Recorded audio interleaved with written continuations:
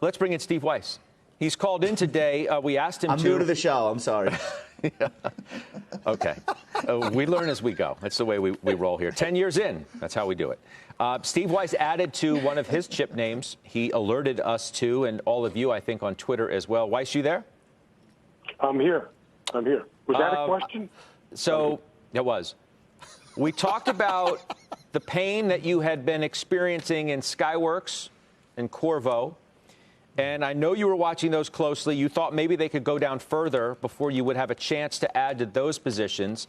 Today, you didn't wait for Teradyne, which is 25% off of its 52-week high. It is on my hot list of stocks that have pulled back a fair amount. Why'd you add to it today?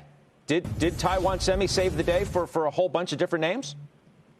No, it wasn't Taiwan Semi. I actually have been looking at Taiwan Semi and regret not adding to it and had too low a limit to add after the report today because I thought it would sell off.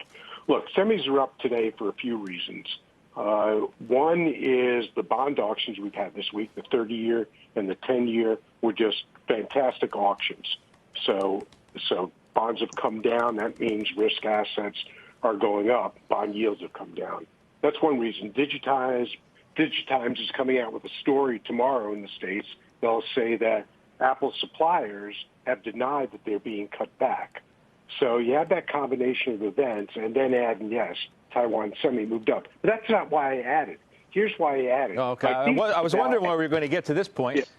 Can you give us the payoff? I'll give you the payoff. So I had a conversation, and just be patient 5 seconds here, with GXO yesterday. And GXO is increasing their automation by 40% year over year.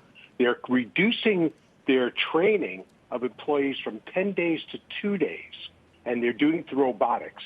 Teradyne has a robotics and automation arm division, and Goldman had a call with them last week, and it's growing by like 57, 60% a year. So when you put that together with what I had said yesterday, that semis are no longer cyclically dependent upon PCs and base technology instruments, that they're going to continue to grow through. So testing, whether or not there's a shortage in producing semis or not, you still need the testing equipment, both for your current devices and networks, as well as the ones that companies are introducing. Mm-hmm. That's why I bought Taiwan. I understand, but extraordinarily cheap. I understand, but look, we both know that if... I bought Teradyne. Yeah, Teradyne. But we both know that if Taiwan Semi would have laid an egg and the sector would have rolled further today, I'm not sure you would have felt comfortable enough to buy more. Correct me if I'm wrong. So maybe it wasn't a direct catalyst for you to buy more shares of Teradyne. I find it hard to imagine that it didn't play any kind of role in your psyche about where you think these stocks could head.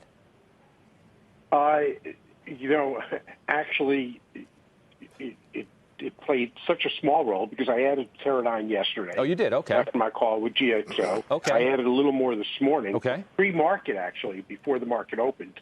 But my thesis is still the same. I'm still waiting for Skyworks and Qorvo and the others to report. This is one day we're seeing, and I'm not confident the market is going to hold these gains in semis. We don't get to earnings reports of meaning in terms of the industrial complex, et cetera, until next week. We've got the banks now.